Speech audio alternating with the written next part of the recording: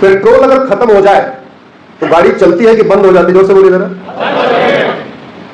Gas खत्म हो जाए तो चूल्हा जलता है कि बंद हो जाता है? इसका मतलब है आपको अगर चूल्हा बंद करना है तो मुंह से फूकना नहीं है, क्या करना है? नॉब घुमानी।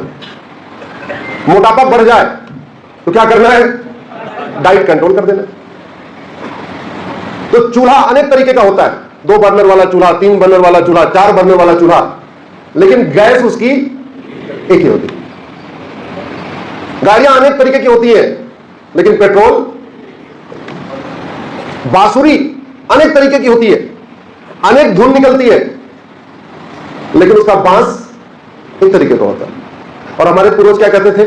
न रहेगा बांस, जोर से बोलिए, न रहेगा बांस।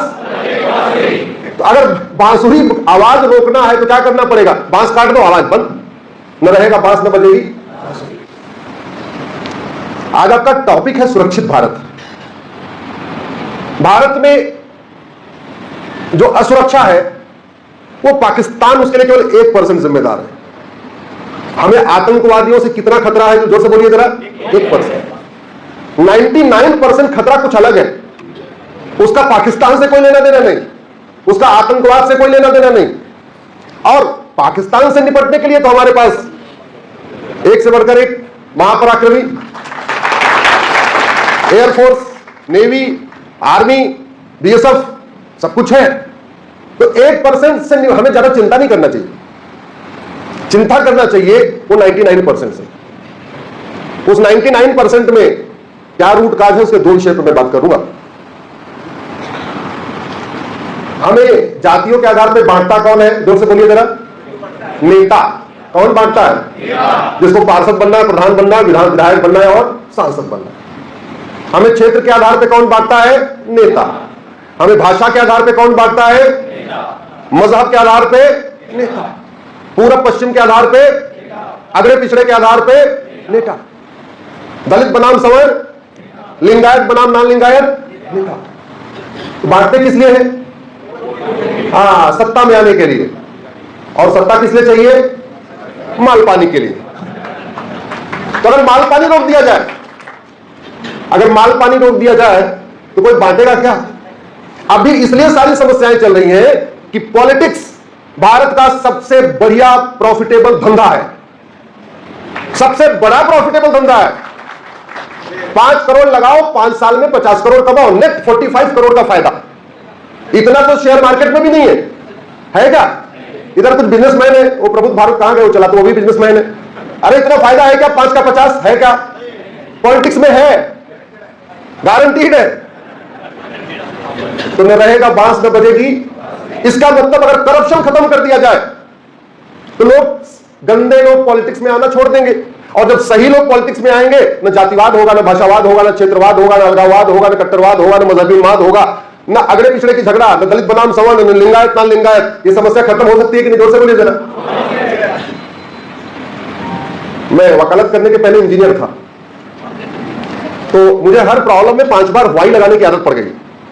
और इनफैक्ट पहले मैं एल्मन वेस्पा स्कूटर बनती थी कानपुर, उसमें था, फिर हीरो में गया, जहां बाइक बनती थी, उसके बाद मारुति में गया।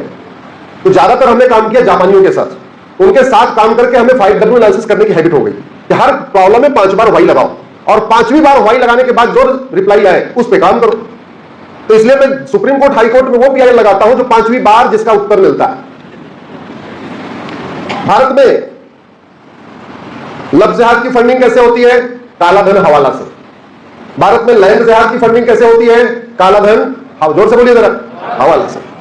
भारत में घुसपैठ जहाज की फंडिंग कैसे होती है? काला धन, हवाला से। भारत में धर्मांतरण की फंडिंग कैसे होती है? काला धन, हवाला से। इसका मतलब अगर काला धन हवाला रोक दे तो लफ्ज जहाज रुक जाएगा, लैंड जहाज रुक जाएगा, घुसपैठ रुक जाएगी, धर्मांतरण रुक जाएगा।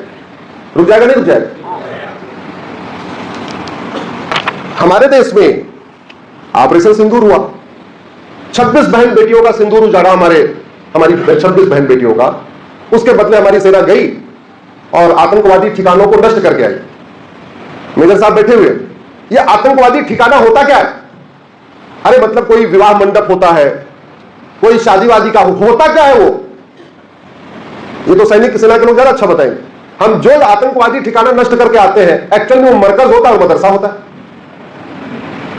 पाकिस्तान के या पीओके के जितने आतंकवादी ठिकाने चल रहे हैं, ऊपर मस्जिद है, नीचे आतंकवादी ठिकाना है, ऊपर मरकज है, नीचे आतंकवादी ठिकाना है, ऊपर मदरसा है, नीचे आतंकवादी ठिकाना है। तो हमारे लोग मिसाइल गिराते हैं, किसके ऊपर गिराते हैं? मस्जिद के ऊपर गिराते हैं, मरकज के ऊपर गिराते हैं और मदरसा के ऊपर गिराते हैं। तीन ही चीज पे गिराते हैं। जिसपे पाकिस्तान में जाके गिराते हैं, उस पे भारत में गिराते हैं क्या? जोर से बोलिए जरा। और आंकड़े बताते हैं कि जितने वो पाकिस्तान में है, उससे ज्यादा भारत में है। तो खतरा कम है कि ज्यादा? जोर से बोलिए। ज्यादा।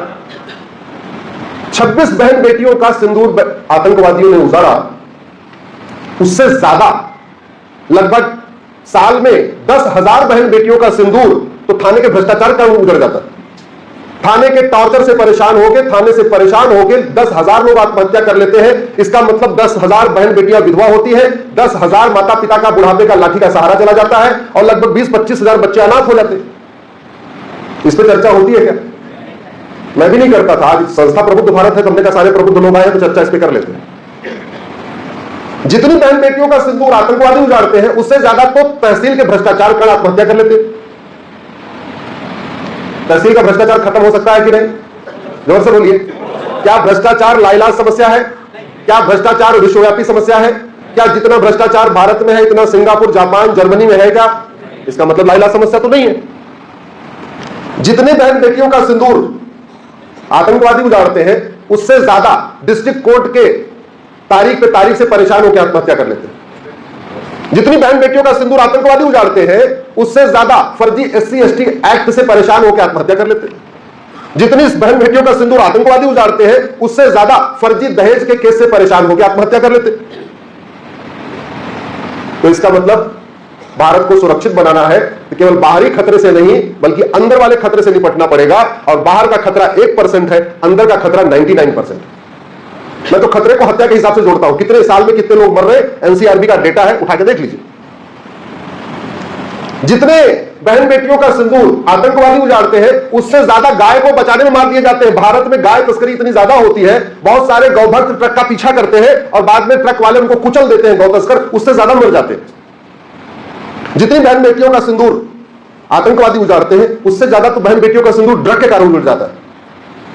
भारत में लाखों माता पिता नशेड़ी बच्चों से परेशान है। भारत में लाखों बहनें नशेड़ी पतियों से परेशान है। लाखों बेबच्चे नशेड़ी बाप से परेशान है। तो आतंकवाद से ज्यादा सिंदूर तो भारत में ड्रग स्मगलर मिटा रहे हैं। भारत में 5 साल में 5 लाख बहन बेटियां गायब होती हैं।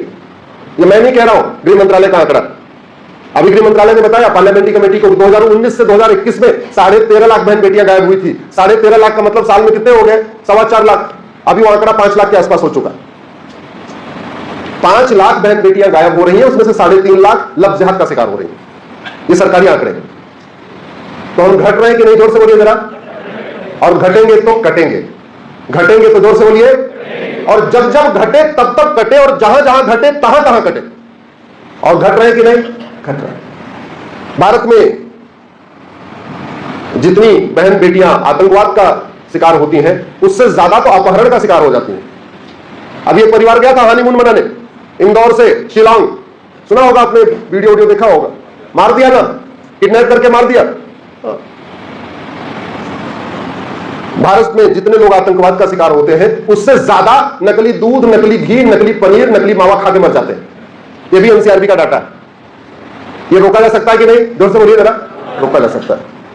भारत में जितने लोग आतंकवाद का शिकार होते हैं, उससे 1000 गुना रोड एक्सीडेंट का शिकार हो जाते हैं। 5 लाख लोगों का हाथ पैर हर साल टूटता है, उसमें से 1 लाख लोग मर जाते हैं। यानी 1 लाख जो लोग मरे, वो या तो किसी के पति हैं, या किसी के भाई हैं, या किसी के पुत्र हैं, या किसी के पति हैं। तो हो रहा है कि नहीं हो रहा है? और रोड एक्सीडेंट का मूल कारण, जोर से बोलिए जरा, भ्रष्टाचार। जितने का टेंडर हुआ 50% तो चला गया ऊपर से नीचे तक बांटने में। जब 50% बचा तो ठेकेदार ने 25% अपने पास रख लिया। मटेरियल कितना लगाया? 25%। हर साल बारिश के पहले सड़क बन रही है, बारिश के बाद टूट जा रही है। और एक्सीडेंट का मूल कारण सड़क का गड्ढा है, और सड़क के गड्ढे का मूल कारण है भ्रष्टाचार। इसको रोका जा सकता है कि नहीं रोका जा सकता? आंतरिक सुरक्षा के हिसाब से बताता हूं आपको। मेरी PIL चल रही है सुप्रीम कोर्ट में कि मैंने कहा था कि 6 करोड़ घुसपैठिए आ चुके हैं। 2017 में जब मैंने पीआईएल फाइल किया था तो 5 करोड़ थे उस समय, अभी इनकी संख्या 6 करोड़ हो चुकी है। यानी भारत में पाकिस्तानी, अफगानिस्तानी, बांग्लादेशी, रोहिंग्या मिला के 6 करोड़ है। ऑस्ट्रेलिया की जनसंख्या 2 करोड़ है और भारत में कुल घुसपैठिए कितने हैं? ऑस्ट्रेलिया का 3 गुना ज्यादा। कनाडा की जनसंख्या 4 करोड़ है और भारत में घुसपैठिए। कौन सा ऐसा जिला है जहां पे घुसपैठिए नहीं है? अब यह नहीं पूछना पड़ेगा कि इस जिले में है, मैं उल्टा सवाल पूछ रहा हूं, आपके राज्य का कौन सा ऐसा जिला है जहां रोहिंग्या बांग्लादेशी नहीं? आप बताइए, जानते कोई राज्य ना? अरे आपके इस जिले में भी है, आपके इस मंडल में भी है, आपके राज्य की राजधानी में भी है, कहां नहीं है? क्यों? क्योंकि बॉर्डर पे 2000 रुपए देके अंदर आते हैं, टूर ट्रेवल वाला उनको अंदर पहुंचा देता है, अंदर आते हैं 2000 रुपए में आधार बन जाता है, उसके अलावा फिर आरटीओ ऑफिस का दलाल 3000 में ड्राइविंग लाइसेंस बना देता है, नगर निगम का दलाल 2000 रुपए में बर्थ सर्टिफिकेट बना देता है, तहसील का दलाल 2000 में राशन कार्ड बना देता है, दूसरा वाला दलाल 2000 रुपए में उनका सर्टिफिकेट बना देता है, ईडब्ल्यूएस सर्टिफिकेट बना देता है। 10 से 15,000 रुपए खर्च करके 5 से 6 डॉक्यूमेंट बनवा लेते हैं। उसके बाद बचा हुआ काम वोट जीवी नोट जीवी नेता कर देते हैं जिनको चुनाव लड़ना होता है। अच्छा बोले तुम 100 घुसपैठी हो, एक काम करो, आ जाओ वोट देना, तुम्हारा वोटर आईडी नाम जुड़वा देते हैं। अच्छा, वोट जीवी नोट जीवी के लिए कौन इंपॉर्टेंट? सर आपके घर में कितने लोग हैं? 4 वोट होगी, इस तरह तो नहीं होगी। नहीं, आपके बगल में अगर एक घुसपैठिया होगा, उसके यहां कम से कम 20 वोट होगी।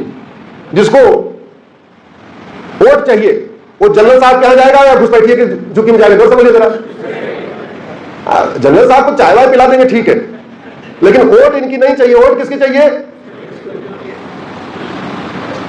चंदा चाहिए अग्रवाल समाज, वैश्य समाज, मारवाड़ी समाज, माहेश्वरी समाज से, या एक शब्द में कहें तो व्यापारी समाज से। पॉलिटिकल पार्टियों को चंदा किससे चाहिए और वोट किसकी चाहिए? हाँ, क्यों? आपके घर में 4 वोट से ज्यादा है ही नहीं है, तो आपकी वैल्यू घुसपैठियों से नीचे है। घुसपैठियों के मामले में, वोट के मामले में आपका 5 परिवार और घुसपैठियों का 1 परिवार बराबर है। आप चंदा दीजिए, वो ठीक है, आके मिल लीजिए, फोटो खिंचवा लीजिए, सेल्फी ले लीजिए, माला पहनवा देंगे आपको। वोट देना है मत दो, कोई बात नहीं, और पता भी वैसे वोट देने के लिए तो छुट्टी भाग जाओगे। वोट किसका चाहिए? तो समस्या का समाधान क्या है? जितने पाकिस्तान के आतंकवादी मारते हैं उससे ज्यादा तो माओवादी नक्सलवादी मार देते हैं। और माओवादियों नक्सलियों की फंडिंग कैसे होती है? काला धन हवाला से। भारत में बहुत बड़े पैमाने पे जो डेमोग्राफी बदल रही है, अगर इसमें 5 बार वाई लगाइए तो पता चलेगा जो डेमोग्राफिक बदलाव हो रहा है इसको रोका जा सकता है, लेकिन रोकने के लिए नियम कानून बदलना पड़ेगा।